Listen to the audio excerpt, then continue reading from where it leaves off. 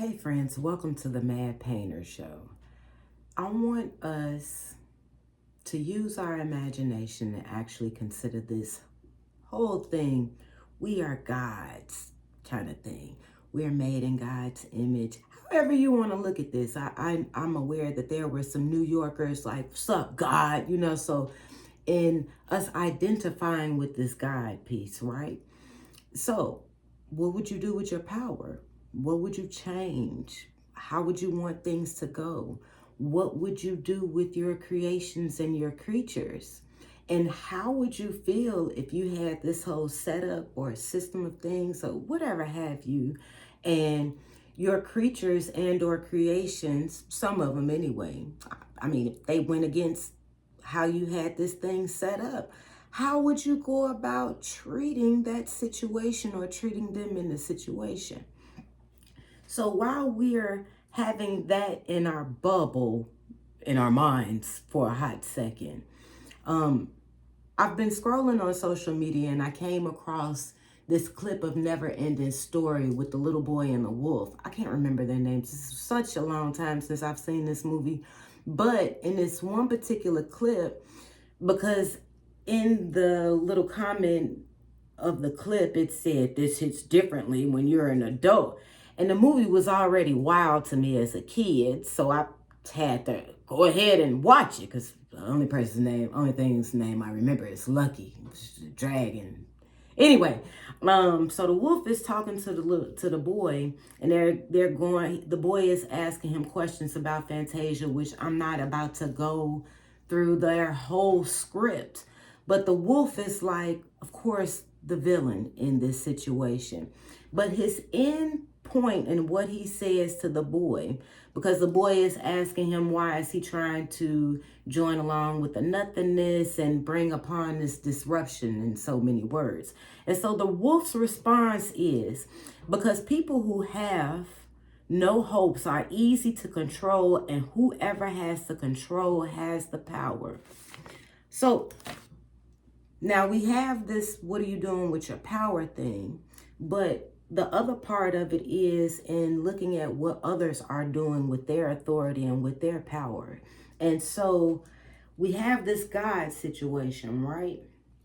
And what's crazy is that this literally came to me a couple of days ago, and it was like, this is why everybody is, well, some people are fighting, not everybody, but a lot of our brothers and sisters who are fighting. So with this God thing, I want us to reflect on Jesus, on Christ. Like, Christ goes by many names, but as of now, I'm just going to use Jesus, because if I go into too many names, some people would be a little lost, and we're just going to keep it simple. We're going to keep it simple, my friends. So I'm looking at Jesus and also considering this God situation. Now, and going back to those questions and what you would add, how would you go about doing this? I'm just gonna throw it out there. Majority of us answered that question. I would do this, I would do this, I would do that, this, that, and the other, and so forth and so on. Boy, my friends and my brothers and sisters, now I'm understanding at least some of the conflict that's going on with this whole Christ and God thing. Oh, friends, this is nothing to do with religion as far as in regards of anything in me talking about Christ. The labels that people may have identified Christ as, Christianity, we're not even going to use that. But we are going to use the whole father thing and looking at the fathers in the situation. And we're going to not use Satan, so to speak, but at least the father of faith, where Abraham comes in, and God, one sky daddy, as some people would say. So in seeing this thing and how we would answer this question as far as this, how would you do if you were God, or if you're God's, like, what are you doing with your power? My friend, Christ did everything according to his Father's will. He was not out here like, well, I'm so and so and so and so, I could do what I want to do. This is coming in with this whole one God thing. And so to break this down some, I get the conflict because we have a lot of people who will go, and this is part of the reason why I don't identify as Christ, because baby, I'd rather show you Jesus than give you some label like, yeah, this is who I am, and this label is supposed to show you everything of who I am. When actually I could show you better than I can tell you, and whatever it is, and I'm telling you, I want it to be the truth, the word of the Lord. I may talk a little crazy here and there, but so when we're getting to Christ, so I want to go to this in the beginning part, okay? In Genesis, in the Bible, we have, where are my notes? We have in Genesis, because it's like Genesis 1:4. Okay, I found it. I have it all in one color. Genesis 1:4, God said, let there be light. Now, I want you to hold on to that God said, let there be light, right? And then further down in Genesis 1:26, now hold that God said, let there be light, because this is the first thing that he says in Genesis. Put that in a little bubble thought on to the side there, okay? So in this other portion in Genesis 1:26, God said, now I want you to also highlight this God said, okay? Let us make man in our own image, in the likeness of ourselves. Now I know you're looking at me like, how is this all connected with Jesus and this, that, and the other? I'm getting there because I'm getting there. I'm because my mind is just racing. I'm excited to tell you this information. I'm just trying to hold on to it because it's just want to, and I'm just trying to like slow down. So here you have one God said, and friends, I want us to pay attention to this unity going on here. Let us make man in our own image, in the likeness of ourselves. So we go back to that top part and me asking you as far as what would you do in your power, if you have this power, what would you change? Everything, I'm pretty sure you answered that. I will, I. Well, this is interesting that he's saying, well, we have this one, like, imagination station of this one thing, but then as he's speaking in reference to himself, it's a us there.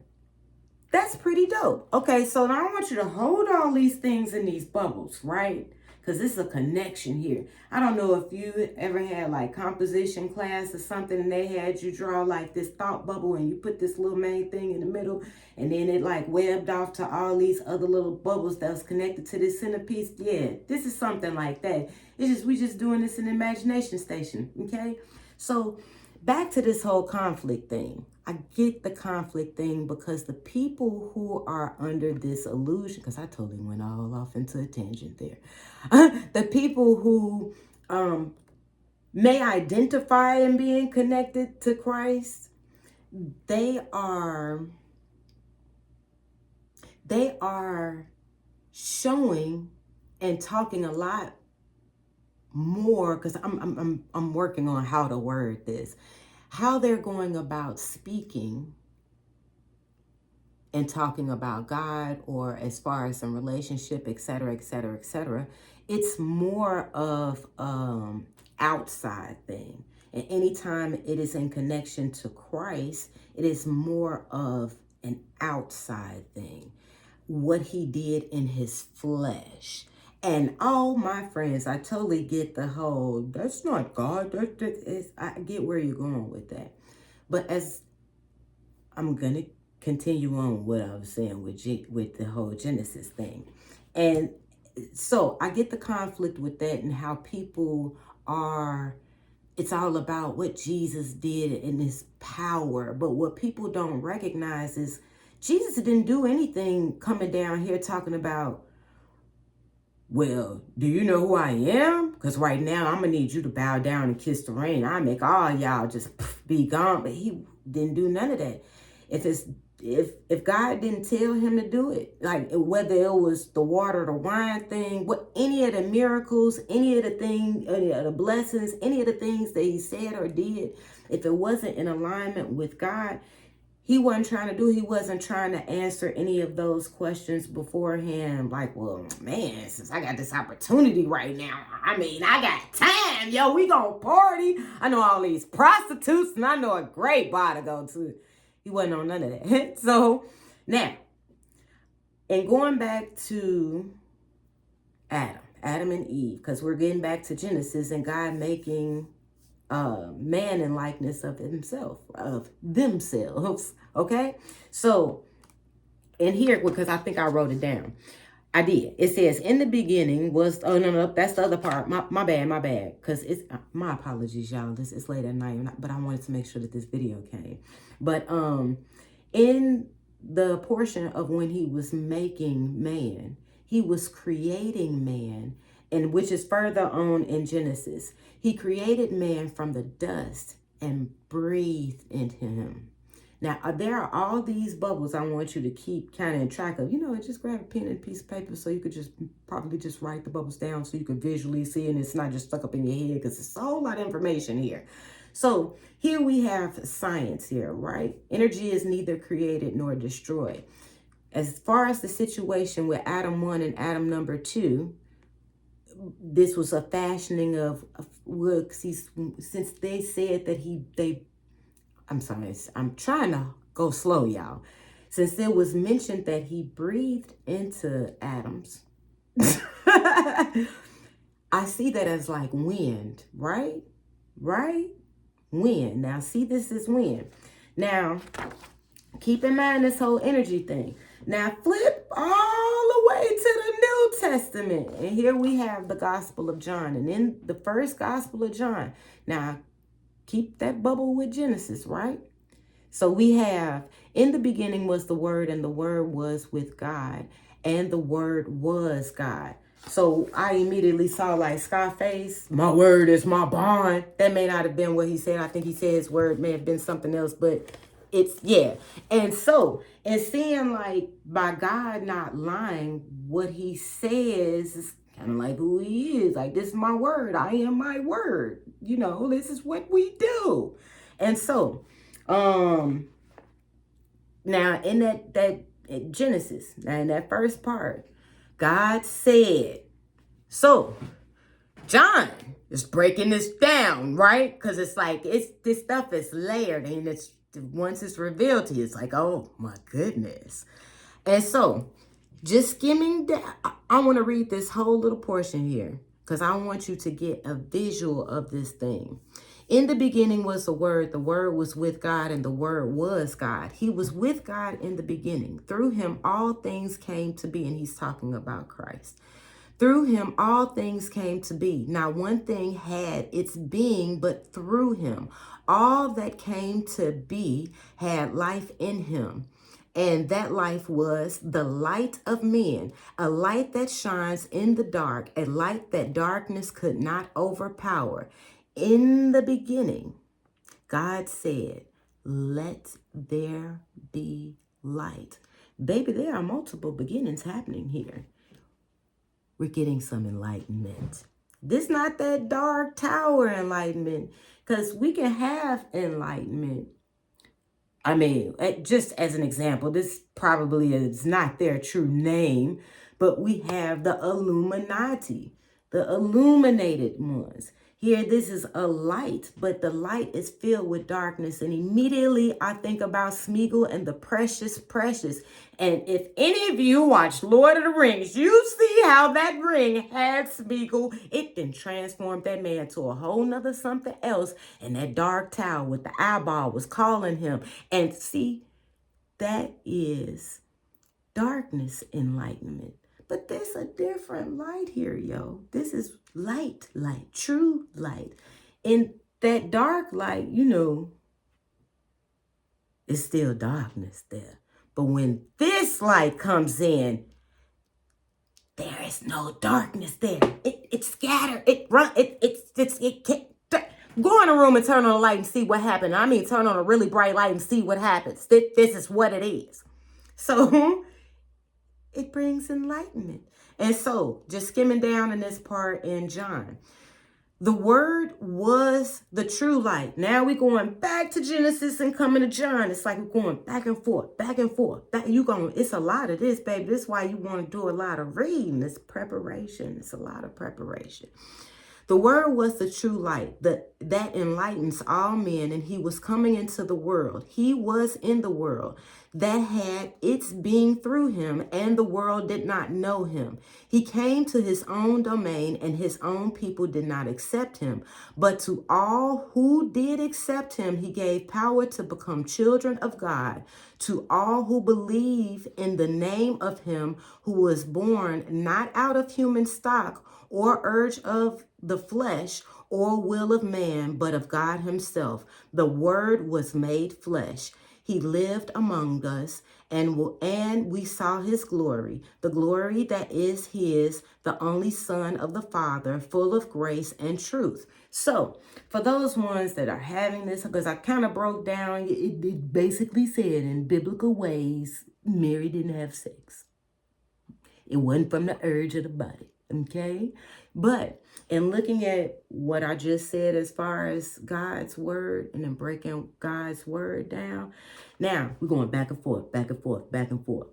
Now here with Adam's, he created him. And I'm just thinking about being a creator myself, and painting and sculpting.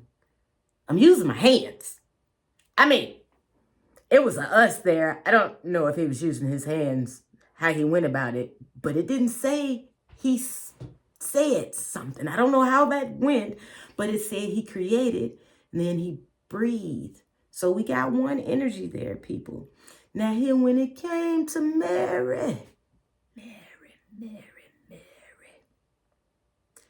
it was spoken.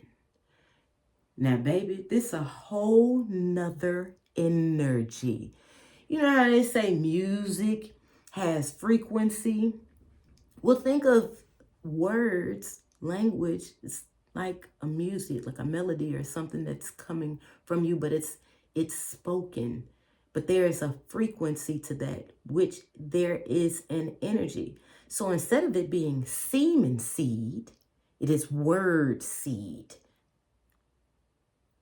So just to help my other brothers and sisters out, because I totally get.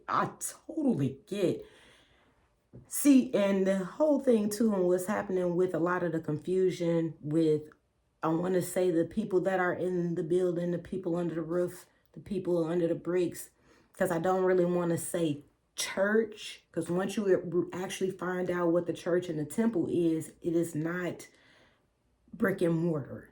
So, but the people who are using the word of God to control, and the same thing in what I read about the wolf. If you're putting your hope in man and you're listening to what he's saying and you're listening to it as if God spoke to you, when actually God speaks directly to you. I mean, if you listen, open up a way and allow for him to speak. But the whole control factor, if you pay attention to how they're talking about Christ, it's a lot to do with him in the flesh and what he did in the flesh and so forth and so on. But Christ lived, died, and resurrected. And this is a difference in his blood, in him, in his existence, and how he speaks. It's a spoken thing. It's a word that is continuously being spoken. And not only then, also now, but also in the future. And as far as blood situation goes, in one, you have energy neither being created nor destroyed in the energy of the spoken word of God. And then you have it being connected in the flesh, and then it having blood. So it has access in this realm in a different way. So the importance of Jesus in actually being follower of Christ and being a child of God and being a sister of Christ, this is a thing where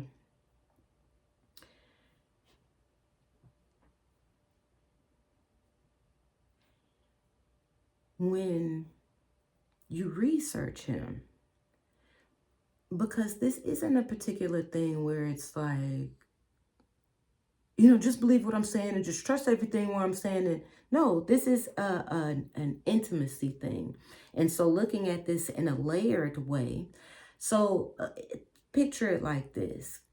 And how a lot of people see God, they see God very, very distant. And especially whether you're labeling it as sin, as mistakes, as something that you can't get off your heart, something that you can't get off your mind, whatever is distracting you or taking you from believing what God is telling you, from believing what God is showing you, just from believing anything of what the Creator has to give to you or has as a plan for you, it's not of God. Well, I don't even want to say it like that, because sometimes that can say that can things like that can seem confusing. But people want to look at smoking, drinking, it's stuff that they can see as a sin. But if God is telling you something and you're not believing it, and it's, whatever, I'm gonna do what I want to do, that's the sin right there. So but this is not a thing as far as in paying attention to your sins or paying attention to anybody else's sins for that matter, or mistakes or whatever it is. But this is coming back to hope, because if one, you feel like you got the power and the power is all in you and you can do it, you got it all, we're missing the connection, and we're missing out on the divine connection. And so back to this sin situation, and when it comes to Christ, see, when we're just looking at ourselves, God seems so far away. But God has made it a way where it's not just an outside thing. It's an outside, inside, outside thing. Inside. And so this is where this experience comes in, that because it's not just an outer experience. No, it's a whole total experience. You experience him on the inside, and it's not you. It's not nothing evil either, because there is such a peace that comes with this. So, in getting to know Christ carried all of these burdens. He understands everything of the flesh, whether it's something you were born with, whether it's something you got, something that you picked up, something that, like, whatever it is that you're feeling like that you're burdened by or feeling like that's bothering you, he's our friend. So when we're at this point where we're feeling like, oh, we've done so bad, we can't talk to God, we can't do, Christ know everything about that. And some of the places he done popped up on, the people of the brick and mortar church be like, we ain't going there. But there is where the people are needed. There is where love is needed, where people are needed to be fed, where people are needed to be listened to. Whatever. Jesus didn't walk up in these places like, I'm Jesus. That's it right there. You good, right?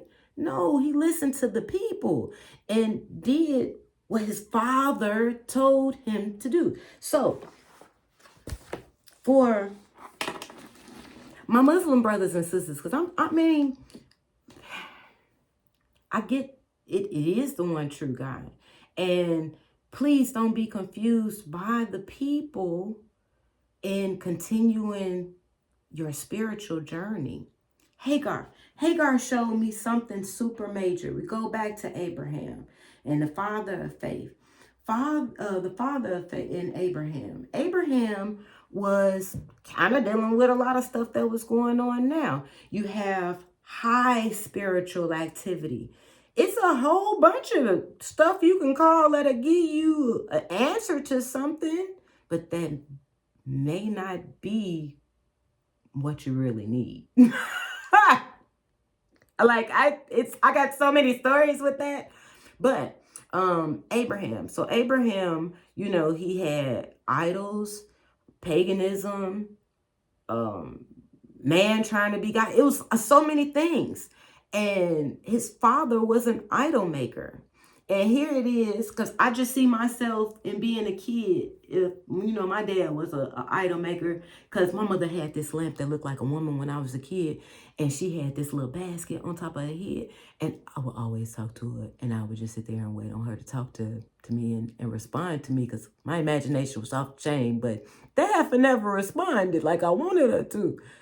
Although it was a clown one time, he laughed and I ain't asked him nothing. Anyway, so I thought about Abraham and Abraham talking to these idols and him not receiving an answer.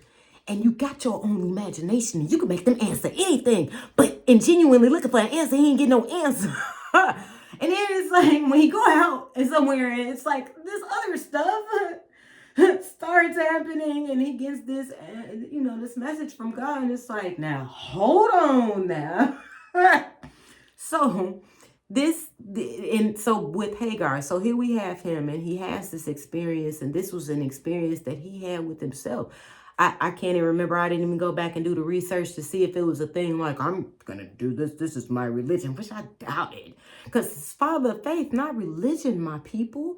And so, and looking at here, Sarah is with my Jewish brothers and sisters.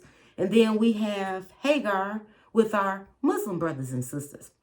And then looking at what Hagar showed me a lot, because Hagar showed that God is listening and that he sees you. And so the reason I brought up Hagar is because, my brothers and sisters, I got y'all a book too. And forgive me if I don't pronounce this correctly, because I keep all my books, but I read this a long time ago. But I knew I came across this and I wanted to share this with you all, because I study more of the Bible than I study this, but I do some readings. So what is this? Is it, how would you say the surahs? But it's the family of Amram, chapter 3 in what is this, surah 45? If I'm not pronouncing any or saying any of that correctly, please forgive me. But anywho, we're going to get to the word. When the angel said, "O Mary, surely Allah gives thee good news with a word from him of one," this is in the little quotation things, "whose name is the Messiah, Jesus, son of Mary, worthy of regard in this world and the hereafter, and of those who are drawn nigh to Allah. And he will speak to the people when in the cradle of old age, and he will be one of the good ones." She said, "My Lord, how can I have a son, and man has not yet touched me?" I'm sorry. He said, "Even so, Allah creates what he pleases. When he decrees a matter, he only says to it, be, and it is. And he will teach him the book and the wisdom and the Torah and the gospel." So just that little part that I read, and I did the dance because it was saying both there and in the Bible, it wasn't by the pleasures of the body.